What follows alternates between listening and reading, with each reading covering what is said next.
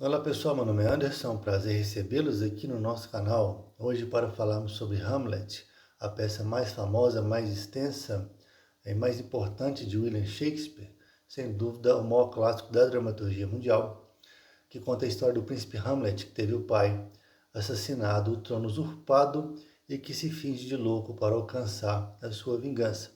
Mas antes de continuarmos, eu gostaria de pedir aos colegas que, se ainda não são inscritos, que se inscrevam no nosso canal e que nos acompanha aqui no YouTube. Shakespeare nasceu em 1564 e morreu em 1616 na Inglaterra. Viveu uma vida confortável, tinha lastro de nobreza na sua família, teve um acesso à educação de qualidade.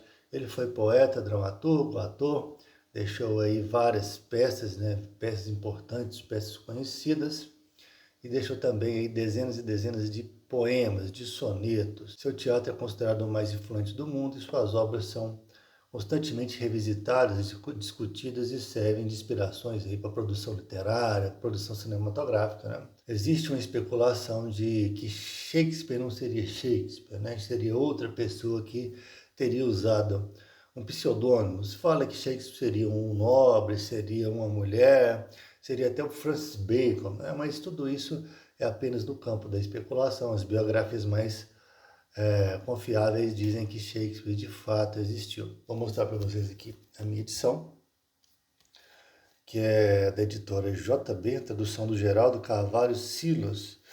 Essa edição aqui, ela tem em torno de 270 páginas, 280 páginas aproximadamente, mas a peça em si ocupa em torno de 140 páginas, mais ou menos. O resto é um prefácio, um pós-fácio e um esquema de interpretação. A edição é bastante interessante. Vou mostrar para vocês aqui a diagramação. Dizem que apenas a respeito dessa peça de Hamlet já foram produzidos mais de 80 mil livros e ensaios. É importante dizer uma curiosidade que Shakespeare teve um filho que se chamava Hamlet e morreu muito jovem de peste. Então, possivelmente, há uma ligação entre o nome Hamlet e o nome do seu filho Hamlet.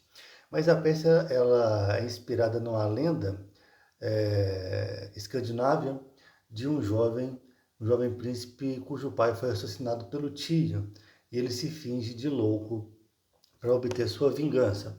Essa lenda teria chegado à Irlanda através de marinheiros vikings e depois chegado até a Inglaterra. Shakespeare teria pegado essa lenda e teria modificado ela, transformado nessa peça fenomenal. Apesar disso, é muito comum na obra de Shakespeare. Ele não é original no sentido de criar as narrativas. Geralmente ele trabalha com histórias que já circulavam na cultura popular ou já haviam sido escritas por outros autores, e ele pegou como inspiração alguma dessas histórias e transformou nas peças do seu teatro, e fez com muita maestria. A maioria das peças de Shakespeare, quem já leu sabe como elas são bem construídas, né? Como elas são fenomenais em analisar a natureza do ser humano. A maioria da trama se passa no castelo de Elsinore, na Dinamarca. Esse castelo existe, ele está lá. E o pano de fundo é um conflito militar que se ensaia entre a Noruega e a Dinamarca. Décadas atrás, o pai do príncipe Hamlet, o rei Hamlet, ele havia submetido militarmente a Noruega e assinado um acordo de paz. Na época, o rei da Noruega era Fortinbras, e agora, anos depois, o seu filho, também chamado Fortinbras, se prepara militarmente para marchar contra a Dinamarca. Mas então, o rei Hamlet, pai do príncipe Hamlet, durante uma festa no jardim do palácio, ele morre repentinamente. Teria sido picado por uma serpente e morrido envenenado.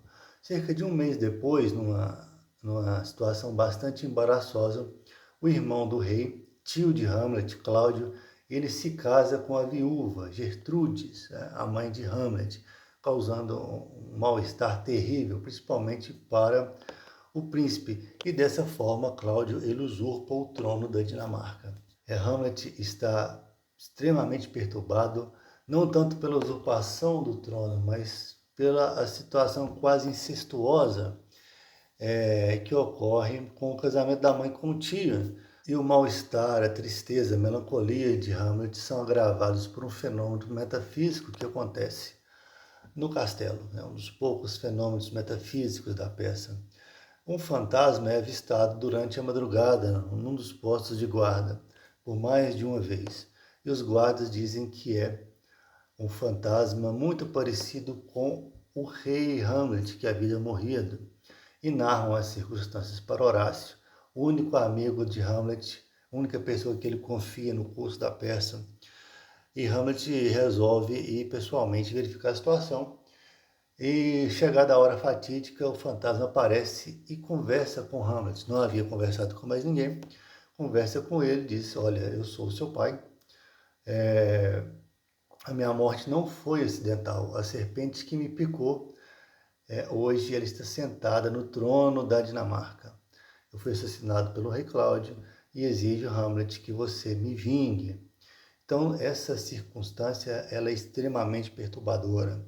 Hamlet já estava num estado psicológico bastante complicado e todas essas notícias levam Hamlet a uma espécie de paralisia inicial, o que é bastante compreensível vista a gravidade, desse desarranjo cósmico. Na verdade, a peça Hamlet ela trata sobre isso, sobre a desorganização do cosmos, E o papel de Hamlet vai ser reorganizar o cosmos, não apenas buscar por vingança, mas isso enseja aquela famosa frase, existe algo de podre no reino da Dinamarca, ou seja, a corte ela foi tomada pela corrupção, ela foi tomada pela velhacaria, e esse estado de profunda tristeza e agonia do príncipe Hamlet leva ele a fazer um monólogo, um dos mais famosos, talvez o mais famoso da obra, um dos mais famosos da dramaturgia universal, que eu peço licença para ler rapidamente aqui, que está no ato 3, ser ou não ser, eis a questão. Se é mais nobre e consentâneo à grandeza da razão suportar com paciência as pedras e as flechas da fortuna caprichosa, ou armar-se contra um mar de desgraças e, combatendo-as, morrer talvez. Morrer, morrer, mais nada, e como um sono supor que acabamos com a angústia e com os mil embates naturais que herda o homem com todas as suas limitações e fraquezas. É um aniquilamento total a ser desejado devotamente. Morrer, dormir, dormir. Talvez sonhar. Sim, aí se encontra o obstáculo, pois neste sono de morte, os sonhos que hão de vir, quando nós tivermos desvencilhado insatisfatoriamente da corrupção da carne mortal que circunda a alma, obrigam-nos a hesitar. Bem, Hamlet está querendo dizer aqui que a vida às vezes é tão insuportável, tão miserável, tão injusta, que a solução mais prática talvez seria se matar, cometer o suicídio.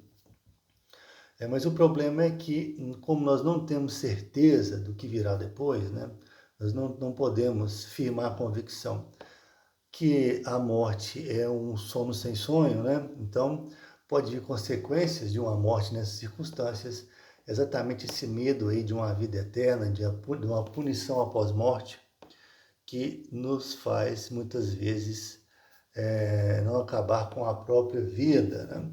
E essa reflexão faz muito sentido até hoje, quando nós observamos o mundo à nossa volta, Um mundo extremamente corrompido, um mundo vil, cheio de injustiças, de vilanias, de doenças, de misérias, problemas de todas as formas. Muitas vezes você vê o corrupto e o injusto, O fraudulento, o velhaco, o estelionatário se dando bem na vida, enquanto as pessoas esforçadas, éticas e justas, passando por dificuldades, por contratempos. Então, muitas vezes, essa ideia do suicídio, ela te espreita pela a fresta da porta, Então resta a Hamlet se fingir de louco, até que ele consiga solucionar a questão. Mas por que essa alternativa? Porque é uma forma honesta de viver num ambiente completamente desonesto. E porque, apesar de ser óbvio, a alternativa óbvia seria matar o tio, restaurar o trono, é muito complicado você tomar esse tipo de atitude baseada no depoimento de um fantasma, né? Um fantasma que é bastante questionável, porque na peça ele aparecia apenas de madrugada, ele tinha medo da alvorada, né? Então podia ser uma espécie de demônio travestido de fantasma do rei. Então Hamlet precisa se certificar primeiro. Então as pessoas em volta, né, as pessoas da corte percebem o comportamento estranho de Hamlet, inclusive o rei Cláudio, a, a rainha Gertrudes e o conselheiro do rei, um personagem bastante reles, bastante medíocre, que é Polônio, um sujeito da etiqueta, dos bons modos, da boa política, né? Uma espécie de fariseu da aristocracia, né? Tudo pela forma. E eles vão acompanhar Hamlet e traçar uma espécie de plano para monitorá-lo, né? Inclusive usando alguns amigos puxa-sacos, né? Guildenstern e Rosencrantz, que são dois dedos duros, né? Que são colocados para monitorar Hamlet, e a própria Ofélia, filha de Polônio, uma moça que tinha uma espécie de affair com Hamlet, antes de todas esses problemas envolvendo a morte do rei, né, a usurpação do trono e etc. Só que Hamlet percebe também que Ofélia está tentando manipulá-lo, né? Está a serviço dessa corja da corte. Então, ele simplesmente fala para ela que não tem mais interesse nenhum no amor dela e que ela deveria entrar para um convento. Mas, de certa forma, a contingência favorece o príncipe Hamlet e ele fica sabendo que uma companhia de teatro está indo para o palácio de Elsinore. E ele tem a ideia de escrever uma peça para ser representada por essa companhia. Na peça, o irmão do rei assassina um rei e toma o seu lugar. E Hamlet acredita que essa peça representada vai provocar alguma reação do rei Cláudio. Se caso ele ficasse perturbado, então Hamlet teria confirmação do que foi dito pelo fantasma, né? Se por acaso nada acontecesse, então o fantasma estaria mentindo. E de fato é o que ocorre, a peça é representada, e quando o rei é assassinado e o ator que representou o assassino toma o lugar, usurpa o trono, o rei Cláudio fica extremamente perturbado e ele abandona, né, a audiência. Então Hamlet tem a convicção de que seu pai de fato foi assassinado pelo seu tio e ele o persegue e o encontra numa espécie de capela, ajoelhado. Nessa capela, o rei Cláudio ele confessa seus crimes e ele admite que matara o seu irmão, usurpar o trono. E ele pede aos céus, né, que façam com que ele se arrependa, porque na verdade ele não está arrependido, né? Ele está muito feliz em gozar de todos os privilégios de ser rei, né, de possuir a rainha, né, e etc. E nesse momento Hamlet tem a oportunidade de matá-lo, né? Só que Hamlet ele vacila, ele titubeia, ele não elimina o seu tio. Naquele momento seria o ideal, em tese. E nisso aí está boa parte da crítica literária sobre a personagem Hamlet, né? Diria que ele é um sujeito indeciso, né? Que essa peça, de certa forma, ele fala sobre a indecisão, em alguns momentos até sobre a falta de coragem. Mas numa análise mais complexa, é muito complicado você, num contexto desse, você ainda matar o rei, entendeu? Porque a única coisa que ainda havia era a convicção de Hamlet, não havia nenhuma prova, né? Havia o depoimento fantasma e havia essa estratagema desenvolvido por Hamlet, mas que dava a ciência da questão apenas para ele próprio, né? Como que ele se justificaria para a corte, por exemplo, né? E para o povo, ora, matei o meu tio, matei o rei, porque o fantasma me disse que ele era o assassino, não a serpente. Hamlet hesita e posteriormente ele resolve procurar a mãe, reservadamente nos seus aposentos, e admoesta, né? Ele diz como, mãe, a senhora se rebaixa moralmente, né? Se deixa ser cooptada pela luxúria, como que o senhor troca o meu pai, um sujeito de caráter, de moral, né, com imagem extremamente elevada por esse indivíduo execrável, né, o Cláudio.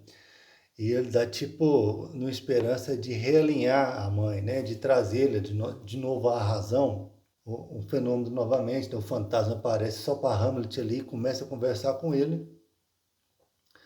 E Gertrude diz, está louco, está louco. E Hamlet começa a pressionar, e o Polônio, né, esse ser execrável que estava escondido atrás da cortina, assistindo a essa conversa, ele dá um grito, tentando intervir naquela pressão que Hamlet fazia sobre a mãe. E acabou que Hamlet, no impulso, mata Polônio. Né? Grita um rato, um rato, um rato, achando que era o rei, e saca a espada e atravessa, transfixa a cortina e acaba matando Polônio. E Hamlet, num gesto impulsivo, né? Até então ele tinha se comportado com muita razão, com muita inteligência, com muita paciência, inclusive, ele se perde na emoção e comete um ato aí infame. Nessa tragédia, o rei Cláudio vê uma oportunidade de dispensar o Hamlet e manda ele de volta para a Inglaterra. Só que o rei Cláudio não havia apenas tramado a ida de Hamlet para a Inglaterra, mas também o seu assassinato. Mas por uma reviravolta da peça, Hamlet acaba descobrindo e foge e retorna para a Dinamarca. E chegando próximo do palácio, ele passa pelo cemitério, e onde vai ocorrer aquela cena também clássica, né? Da caveira, dos coveiros, né? Da cova aberta, onde Hamlet e Horácio veem os coveiros que abriam uma nova cova vilipendiar, fazer chacota com os restos mortais de algumas pessoas, né? Com os crânios que estavam ali. E tem um trecho muito interessante, eu gostaria de ler rapidamente para vocês. Hamlet dizendo, eis mais uma. O que? Não poderia ter sido a caveira de um advogado? Onde estão agora os seus argumentos sutis, as suas distinções, seus casos, seus títulos de propriedade imóvel e as suas manhas? Por que suporta ele agora este bronco patife espancar-lhe a cuca com a pá suja e não lhe move processo por agressão física? Ora, os advogados, os magistrados, os sacerdotes, os reis, os mendigos, os miseráveis, no fim, todos servem de repasto para os mesmos vermes. Então, é uma crítica que Shakespeare faz aqui através de Hamlet à vaidade, né, à soberba das pessoas que muitas vezes têm posições elevadas, né, ou recursos econômicos, mas que no fim das contas vão apodrecer, né, e vão para o mesmo destino que o mais miserável dos indivíduos. E a cova que estava sendo aberta pelos coveiros era a cova para enterrar Ofélia. Ofélia que perdera completamente o juízo, ficara louca depois que o pai fora assassinado por Hamlet, né, seu ex-namorado que a abandonara, né, pouco antes. De numa das suas caminhadas, dos seus devaneios, ela foi escalar um salgueiro que ficava na beira de um córrego, né, de um riacho, e caiu nesse riacho, e as suas roupas se encharcaram, né, e ela, no estado quase de apatia completa, né, ela se afoga. E o caso é tratado como suicídio, é onde que tem uma segunda discussão metafísica, digamos assim, se o enterro dela é lícito ou não, porque o suicídio era um crime grave contra a fé cristã, né? E as pessoas não poderiam ser enterradas em solo sagrado.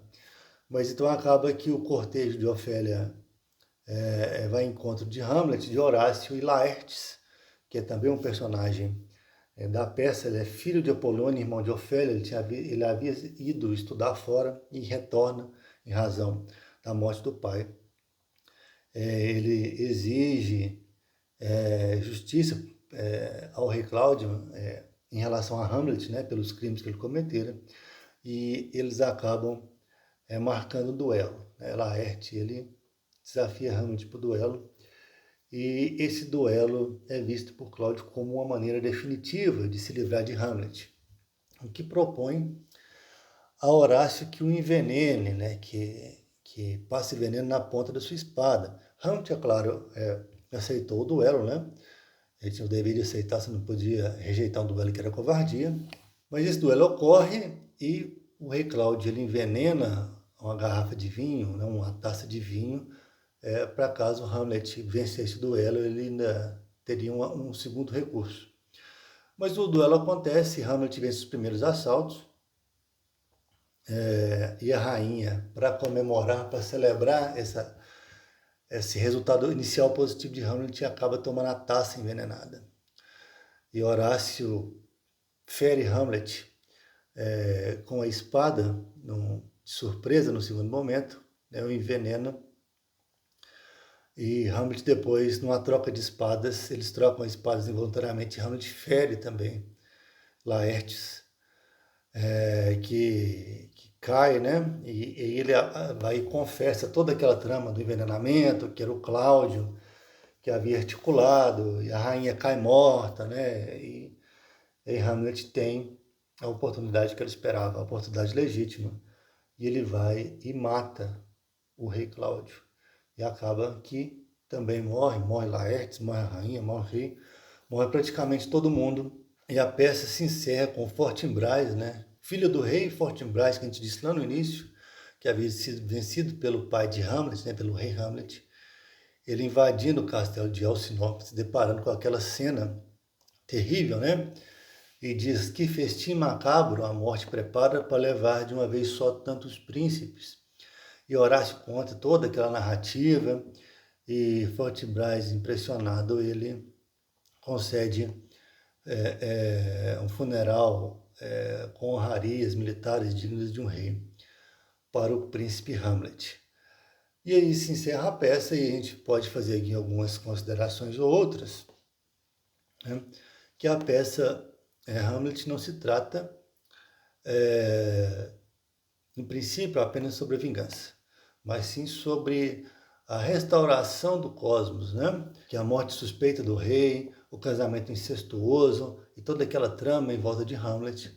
Então existe uma desorganização geral do ambiente, né? E o papel de Hamlet seria, então, restaurar essa ordem, né? Reorganizar as coisas. E apesar da inspiração de Shakespeare no teatro grego, essa tragédia ela não se dá nos moldes da tragédia do teatro grego, porque o teatro grego, as desgraças acontecem por intervenção dos deuses, né? Que fazem dos seres humanos uma espécie de joguete. Então, mesmo apesar do esforço brutal das pessoas regulares para fazer as coisas certas, no fundo, é a vontade dos deuses que prevalece. Hamlet, em contramão, é um herói comum, regular, ele não tem uma capacidade ampla de onisciência, ele não tem superpoderes, né? Ele é uma pessoa comum articulando num ambiente complexo, lançando mão apenas da sua razão, do seu bom senso. Por isso, Hamlet é considerado como um dos primeiros heróis da modernidade, né? A modernidade que abandona a intervenção da transcendência, né? Onde o seu herói ele é dono do seu próprio destino, ele constrói sua própria história, né? E a inércia de Hamlet, muitas vezes, em tomar uma atitude mais incisiva para restaurar essa ordem, né? Que se perdera, que se tornara caos, está muito mais por prudência do que necessariamente por falta de coragem, como regularmente se coloca. Porque, como nós dissemos anteriormente, é muito complexo você tomar certas decisões, porque medidas drásticas que nós tomamos na vida, elas precisam ser sustentadas em verdades que estão visíveis não apenas para nós, mas também para os outros, né? Suponhamos que o seu papagaio te conte que sua esposa está tendo um caso, por exemplo, né? Como que você vai expulsar ela de casa, ou vai romper o relacionamento, ou talvez uma situação muito mais grave do que isso, baseada no depoimento do seu papagaio, por exemplo, né? Como você vai chegar para a família, para o seu sogro, para sua sogra, como você vai chegar depois na audiência judicial do divórcio e dizer para o juiz, olha, eu coloquei minha esposa para fora de casa, eu rompi meu relacionamento, porque o papagaio, o louro me disse que o vizinho entrava em casa sempre que eu saía para o trabalho, né? Então, Hamlet, com muita prudência, ele aguarda o momento oportuno para tomar uma decisão. É claro que essa inércia ela traz certas consequências, né? Inclusive, nós tivemos o caso de Polônio, que foi quando Hamlet ficou desprovido dessa razão por um período, né? Tomou um gesto baseado apenas na sua emoção, no seu impulso. Nós temos também o caso de Ofélia, né? Todo, de certa maneira, derivado aí dessa inércia que era necessária até certo ponto. Mas, enfim, como nós dissemos no início, Hamlet, existem mais de 80 mil obras escritas sobre essa peça, né? Muitas críticas fenomenais, muitas adaptações para o cinema, né? Principalmente. Ele já tem uma adaptação linha por linha que dura mais de 4 horas, né? Caso vocês tenham paciência de assistir. Mas nós altamente recomendamos essa leitura. Ninguém como Shakespeare para falar, para descrever a natureza humana, seus anseios, suas emoções, suas ambições, né? E Shakespeare é uma obra fenomenal. Aliás, Hamlet é uma obra fenomenal nesse sentido. Como nós já dissemos em outros vídeos sobre obras de Shakespeare, não é uma leitura das mais fáceis, né? Ele exige um certo vocabulário. Inclusive, Shakespeare criou mais de 2.000 palavras, né, para a língua inglesa na sua época. Então, é necessário que se tenha aí algum hábito de leitura, né, para compreender melhor a peça. Mas mesmo que não tenha, encare como um desafio. E aqui nós encerramos aqui nossa pequena contribuição, nosso pequeno comentário sobre a obra, essa obra fenomenal de Shakespeare. E pedimos novamente que, se chegou até aqui, que se inscreva no nosso canal e que nos acompanhe no YouTube. Então, um abraço e até a próxima.